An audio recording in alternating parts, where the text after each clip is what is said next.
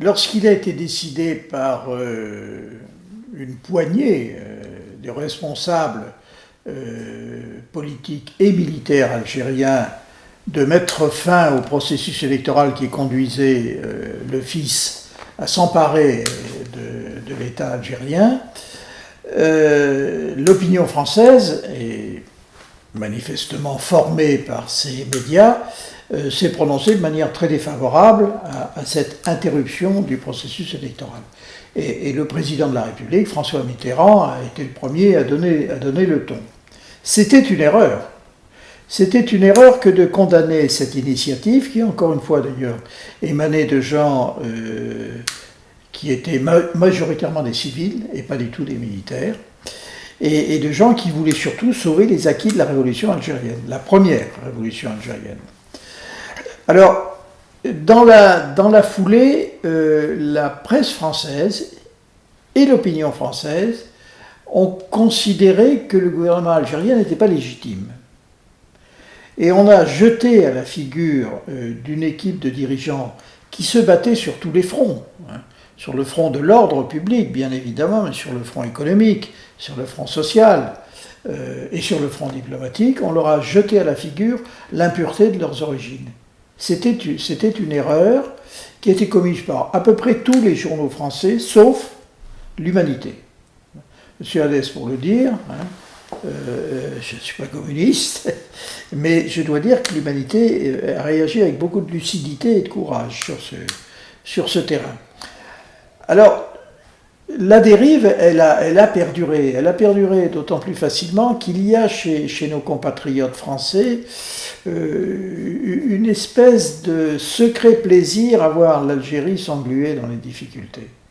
Il y a un certain nombre de gens qui n'ont jamais, chez nous, considéré que l'Algérie algérienne était la solution. Il n'y en avait pas d'autre, bien évidemment. Ça, le général de Gaulle l'a compris, un des tout premiers, et qui étaient des nostalgiques d'un État qui ne pouvait pas durer.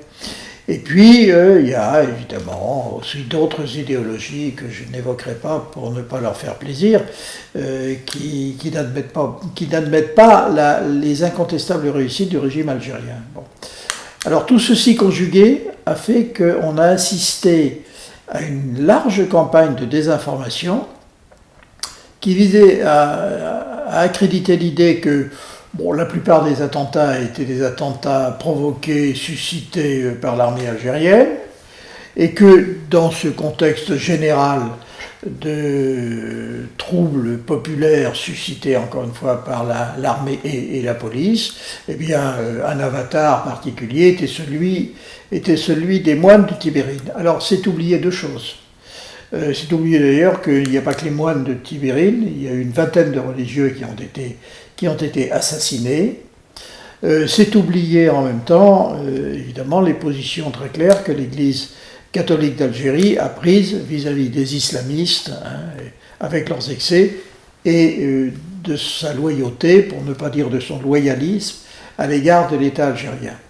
Et puis, c'était aussi tout simplement oublier les intérêts de la France, qui n'a pas à se réjouir, qui n'aurait pas eu à se réjouir de l'instauration d'un État délibérément islamique sur l'autre rive de la Méditerranée.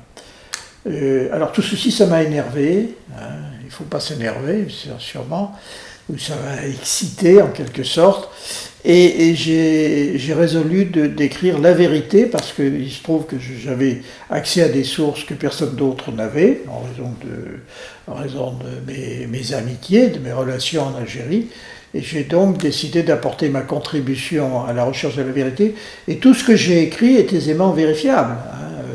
Je ne demande pas qu'on me fasse crédit, je demande qu'on me juge sur pièces. Et les pièces, je les ai apportées avec, par exemple, les noms des véritables assassins, les noms des véritables assassins des moines de Tibérine, et par conséquent la preuve de leur forfait.